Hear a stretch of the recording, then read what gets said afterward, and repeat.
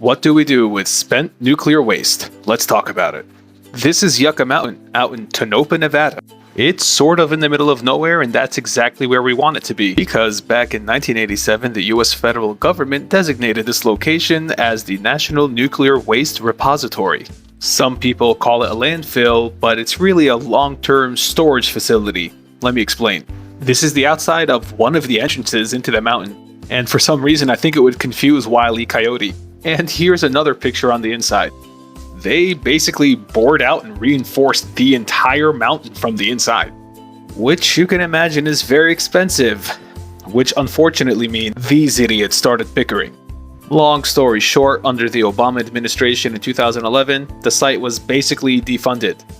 Then under the Trump administration, they tried getting it going again, but resistance was met from both parties, locals, and native tribes. And honestly, they made some good points. Let me explain. So as a country, we have a problem. We have 70,000 metric tons of nuclear waste, and probably more now. This is a bit outdated.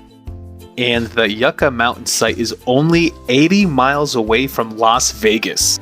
This is an aerial photo of Las Vegas in 1987.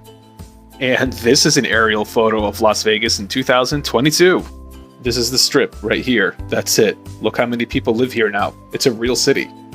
So yeah, probably not a good idea to store 70,000 metric tons and counting of nuclear waste that close to a giant population. There's also this super fun fact that freaks a lot of people out.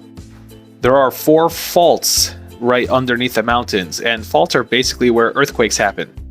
Now, of course, the federal government hired and paid the best geologists to figure things out, and they say it's not a big deal. It's safe. Again, it is the most studied real estate on the planet. But now imagine if you live there, because at the end of the day, we really can't predict earthquakes. It's kind of sketchy. So that means this is how we store all of our nuclear waste.